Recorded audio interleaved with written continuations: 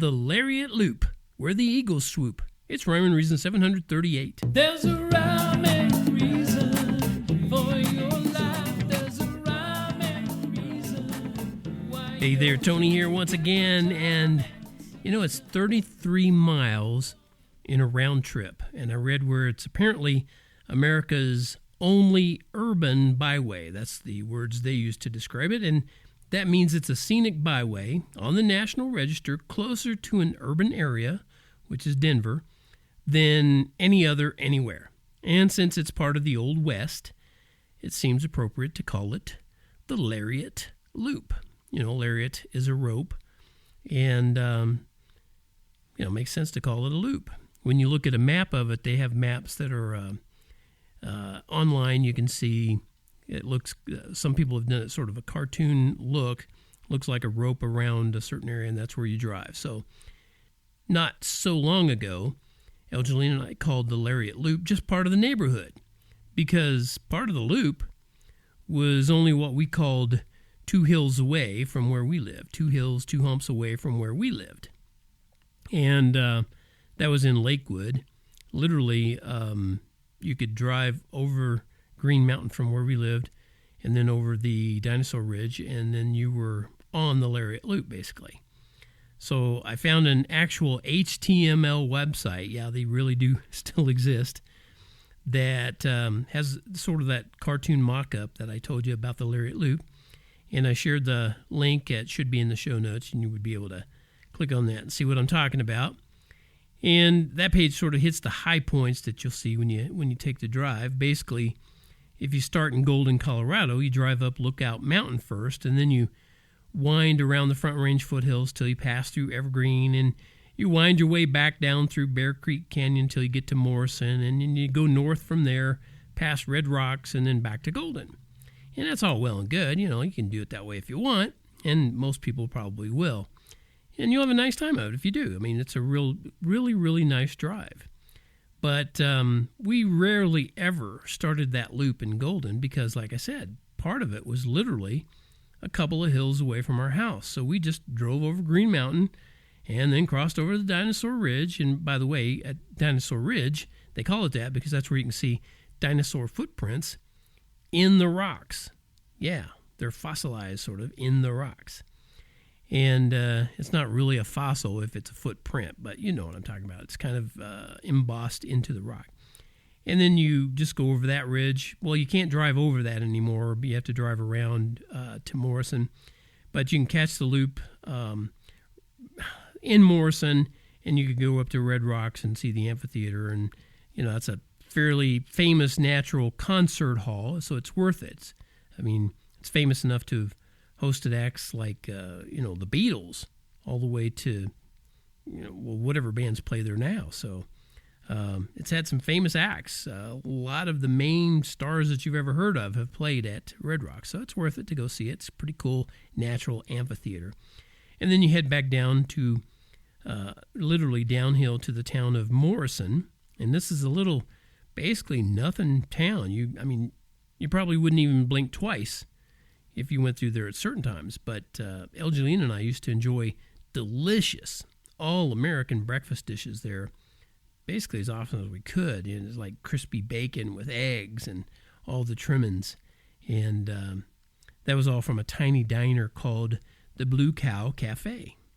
And then from the Blue Cow Cafe, from Morrison, we drive up the winding road through Bear Creek Canyon. And you go up that way, you actually end up in the town of Evergreen. And then right in downtown district, if you want to call it that, is the Little Bear Saloon, and that's pretty famous too. Matter of fact, I remember watching blues player Buddy Guy. If you've ever never heard of him, he's a blues player who he's been around a long time. I think he's still around. And he was walking all around the room at that time that night, playing leads on a guitar that looked a little bit like a modified cigar box. I'm not sure what was going on there, but I think that was sort of his thing. And so anyway, the Evergreen Saloon, the Little Bear Saloon, in Evergreen, it's famous. You go in there and you'll see people have carved their names into the logs that the building's made out of, and I mean it's pretty funky. It's kind of in a dive range of venues, but it could be worth your while. I haven't been in there in a long time, so hopefully it's still okay to go in. Anyway, that's there. And then you go a little bit further up the hill. You drive past the classic Evergreen Lake, and during the winter it freezes over and looks like a postcard from the 40s when, back when skaters, the girls would put on their nice skates and skate dresses and guys would skate in their suits. They don't do that now, but it's that kind of a lake when it freezes over and it looks that way. And then you head up north from there. That's what we would do, through the outskirts of the northern, sort of the northwestern outskirts of Evergreen. And there's a lot of new town growth along that way, and that goes on up to I-70. And there's a short jaunt across I-70 to the Genesee exit, and that's where we'd cross over I-70. You take that exit and you cross over to get to the rest of the byway. But we didn't always just keep driving on the byway, because right there is where you can take pictures of real live buffaloes, right up close, and, almost personal, so to speak. I mean, they're not always exactly right there, but, and there's a good strong fence in between you, so you're not going to feel, like it's, oh my goodness, we're in a buffalo field. No, it's not that. Anyway, after watching the buffalo roam, we would always just kind of follow the winding road across the smaller Front Range mountains that went through some sort of lazy mountain neighborhoods. And as you come around one curve, there's a turnoff for the Buffalo Bill Museum and Souvenir Shop. And I remember the first time I ever went in that log cabin style museum, there was a big electric gunfighter in one corner by the stairs. And he had some sort of a motion detector, because you could walk by and he'd sort of come to life and say in that sort of Yosemite Sam voice, "You better reach for the sky, you ornery polecat," and something like that. And I remember he had a few things to taunt you into a gunfight and try your luck. Sort of an interactive quick draw game. And if you drew faster, he'd say something like, "You got me. Looks like I'm going to be pushing up daisies." And it was fun. It's not high tech, but it's also not that dark, bloody stuff like video games do these days.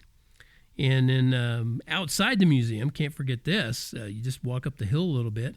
You'll see the graves of Buffalo Bill, also known as William Cody, his real name, his grave and his wife's grave. So there's a photo op right there.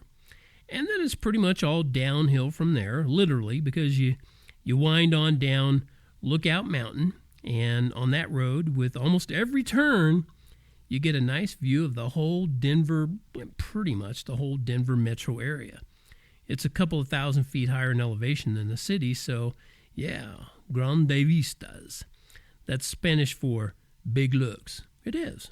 Look it up. That's what it means.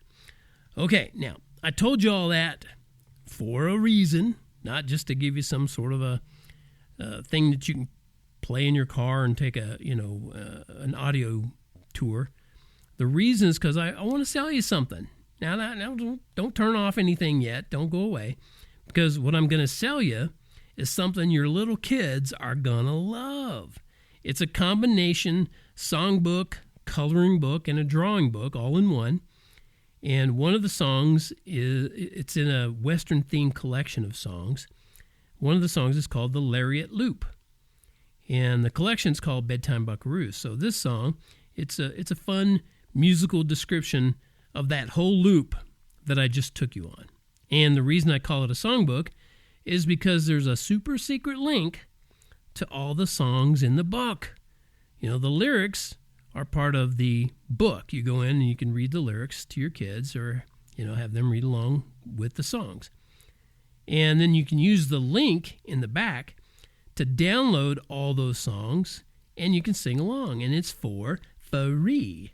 If you know a little kid or kids who would love to go to sleep to Western lullabies, the link to get your book is in the show notes. And part of the lyrics go like this. On the Lariat Loop, where the blue cows play, get it, the blue cows play, and the buffaloes smile for the cameras all day, through the golden skies where the eagles swoop, you'll be dreaming tonight of the Lariat Loop. All right. Get that link and go over there and get your little kids, the ones you love so much and you want them to have the best stuff.